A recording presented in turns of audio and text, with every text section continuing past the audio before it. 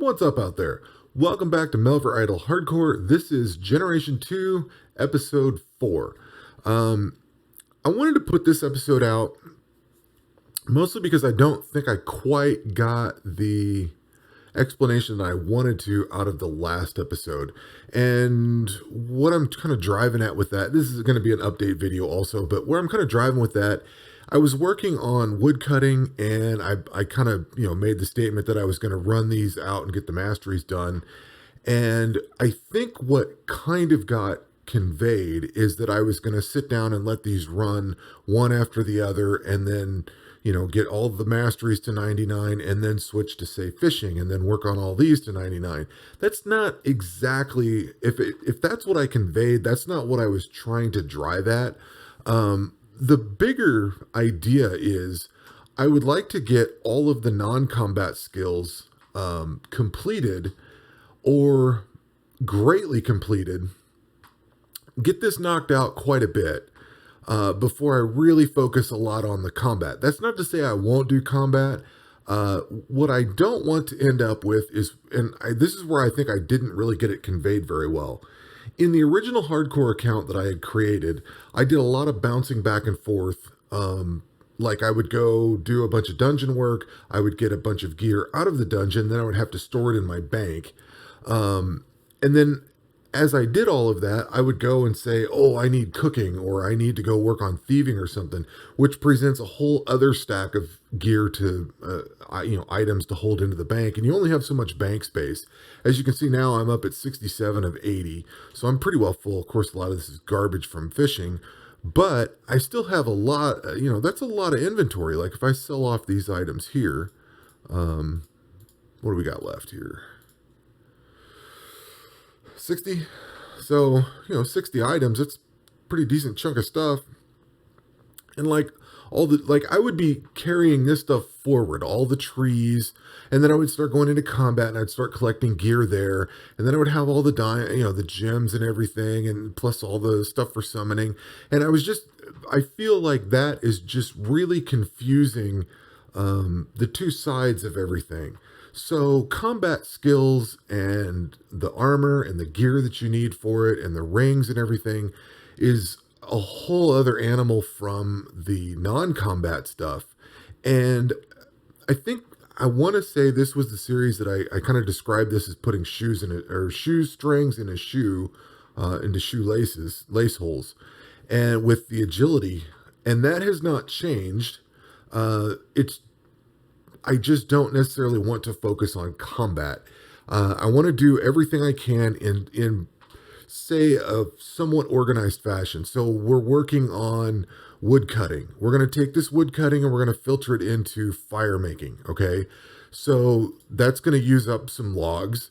I think one of the statements I also made was that I wanted to use up as much material as I had, so I don't have things lingering around. So if I get through the wood cutting, because agility is going to require some stuff to be done with wood cutting, fire making obviously will, cooking, some of the upgrades for cooking, these upgrades over here needs wood and things like that. And you have to get your fire making up to a certain level. So I think and this is something I did on my standard account. I focused more on the non-combat stuff to begin with, and I think that worked a lot smoother. Under my original hardcore account, I really wanted to get into combat really fast and I wanted to just drive it hard. But I think that kind of missed the boat on the non-combat stuff. Like that stuff's important. You have to get that stuff in, and you can't really focus on doing both sides of that at the same time. It's really difficult to, sure you can, but a lot of this can be done offline, which helps me do the other stuff that I'm trying to do. So, or the other counts, I should say. So in my opinion, the focus that I'm going to have is working on the non-combat stuff, doing combat when I'm required to, for no more than I need, and then going back into the non-combat stuff while focusing on trying to get the masteries and trying to get all of these up to 99, all that kind of thing. And I just don't quite think I got that conveyed as well as I could have. I watched the video again and I kind of thought about it, and I'm like, I don't think I just did the good job that I wanted to do. I probably should have filmed it again or thought about it a little bit more in explaining it. But after a few days, here we are. In that same thought, I was looking at agility, and the first thing I did was I looked at these. I'm okay with the fire making and the fire making and wood cutting right now because that's what I'm working on. I think this one I looked at, I didn't really see anything I wanted out of here. I may not care about this, but it's combat. Another one, it's combat. Herblore one might be good. This one may not be bad, but I'm going to lose some global skill XP, so I'm not sure I want to do that yet. I may end up taking this one here just to get a little bit of Herblore and stuff like that.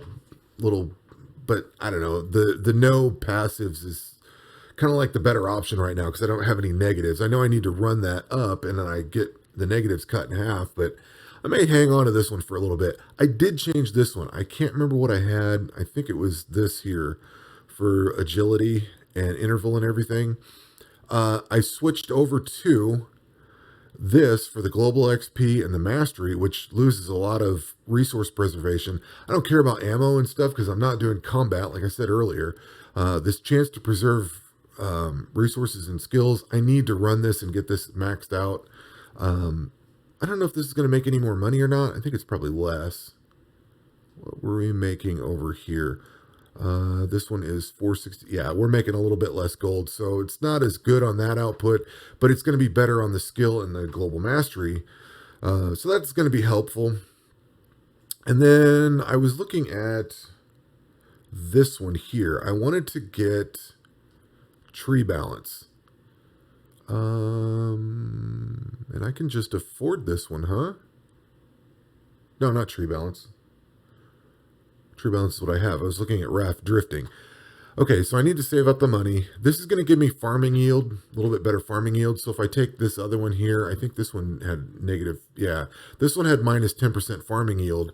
And if I take this one here, it'll offset it. But if I take this first, it's going to give me a better farming yield to begin with, and then I can add that other one in later. But I need 900,000 gold, and I also need a bunch of watermelons. I do have some watermelons in here. Let's see, I've been storing those here, but I don't have enough. I need to go farm up seeds. Now, this is a time when I would have to go into combat, and I think it's the juniors. No, it's the adults. The adult farmers drop watermelon seeds. Master farmers drop a lot. If it comes back here, I think the master farmers can get a ton of them, but they get a bunch more stuff too, and I don't quite know if I want to go fight those guys yet. They're level 47. They may be a little too thick for me, but I may work on these adult farmers for a while, get some watermelon seeds built up, get some of that gear built up. That was this one right here. So I want to get that. I want to change that over, and then let's see, 5, 6, and not 7. I don't think I want to change anything here yet, although that preserve resources and skills hurts. I may switch this one over to this damage all monsters and auto this here, the negative to damage monsters and the negative to auto eat efficiency. If I'm not doing combat, I don't care. I just don't want any of these negatives that affect my building. I took the one because it seemed like a logical choice, although it's a stupid one, and now it's a very costly mistake that I have to go change, so I got to fix that. For obstacle 8, I'm working towards this one currently. I was looking at this right, one of these, this one, I think it was this one, fire making, fishing, and mining. That's this one here. So I was going to take this one. This knocks back the global mastery XP a little bit, okay, but it gives me the global skill XP, which is even better. This one wouldn't be bad, but I'm going to need Baronto, and that's going to be hard to get because I don't have my Herblore up high enough to do that yet. And of course I need level 80 in fire making, whereas I only need level 70. So I'm pretty close. I'm level 69, so this is going to be level 70. I need to work up fishing, which is what's going on now. And then I'm going to need to finish mining and fire making off to get this, plus the 4.5 million. But that's the one I think I'm going to work on. The rest of these are all damage to monsters and stuff. I don't care about any of that. This is global skill. This is global mastery. I think at this point I would rather have the skill to get these built up and take a hit on the mastery, but that's also going to give me obstacle 8. And there's nothing else in here. I mean, I don't want to work up summoning right now. I don't care about herb lore right now. Hit points at level 70 is going to be tough. I'm not even working on it, you know what I mean? So any of the combat stuff I have to give a pass to, so that pretty much leaves me to these two. I could foreseeably do fire making at 80, that's not a big deal. But then I have to get the Baron Toe. This one's more doable, probably about the same amount of time, to be honest. But I think I want to go for this one with the skill first. And then I'm going to let this run on agility at some point. And that once these get up to 99, like some of these are 99. This one is. Once this gets up to 99, you lose half of the debuff. So this here would go down to 3%. So I think that's a little more doable. And that'll get my money built up, especially if I can buy this thing first and then run it and then work on obstacle 9 and 10. Where are we at? We're only one obstacle away, and we're a chunk of the way there.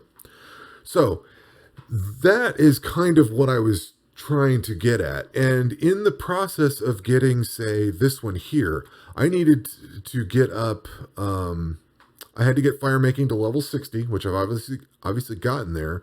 I also had to get mahogany logs chopped up. I had to get iron arrows and chaos runes. So chaos runes meant mining up rune essence, which meant going into rune crafting and buzzing through all of these to get to the chaos runes and then getting 1,800 of those. For the fletching and the iron arrows, I had to do the iron shafts, which takes wood cutting. I had to make the headless arrows, which is, the shafts and the feathers. And then I had to go mine up some iron, smith it into bars, smith that into the arrowheads, and then work on the iron arrows themselves. Then I can go buy that agility skill. So you can see kind of where I'm talking about with the shoelace thing, where it goes through the different skills. I'm not necessarily pushing one skill to 99 or one mastery to 99 necessarily, but along the way, we're going to work up a lot of these things as we go and try to have less at the end.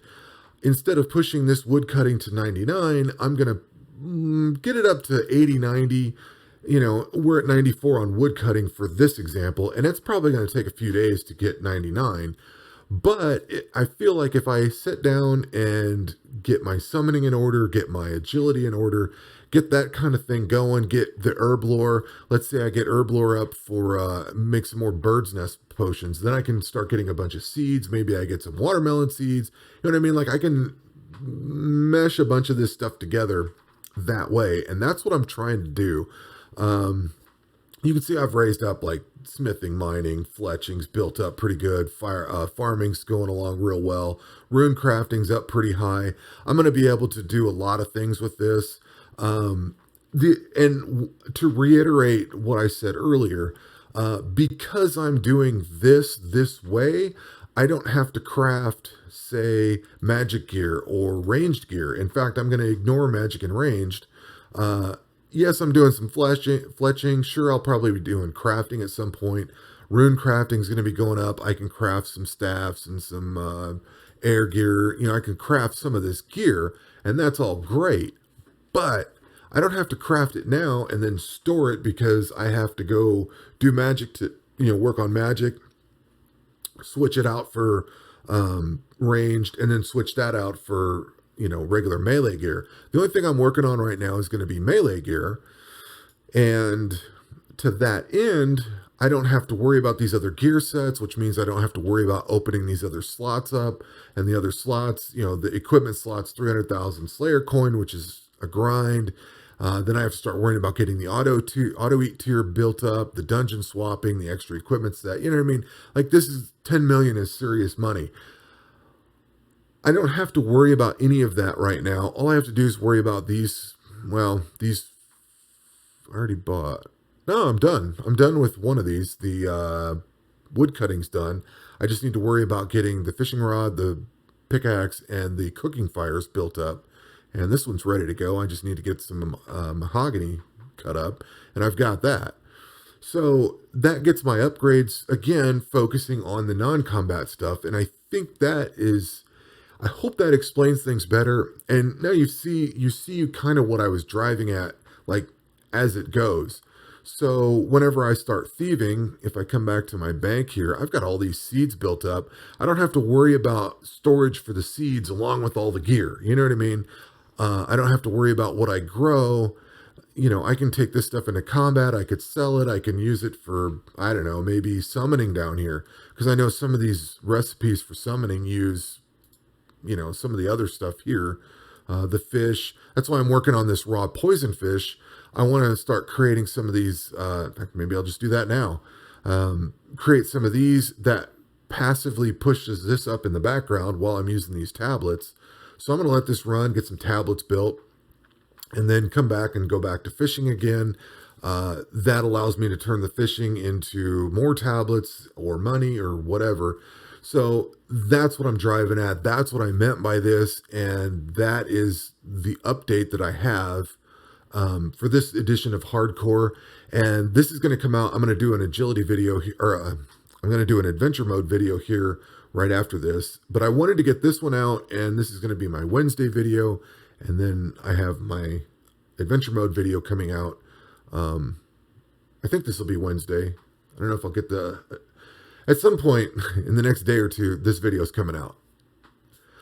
So with all that said, that's where we're at. And you can kind of see where we're going. I am trying to go for, my next goal is to get this obstacle unlocked so I can see what the obstacle 9 looks like, and then push this whole thing towards unlocking obstacle 10 and getting these unlocked, getting some of this stuff reassigned so that it's more fitting to non-combat skills. Like redoing this one and maybe redoing these two here as well. So that's where we're at. That's what I'm looking at doing. That's my plan. So that will do it for this episode of Hardcore, and we will catch you on the next one. Take care.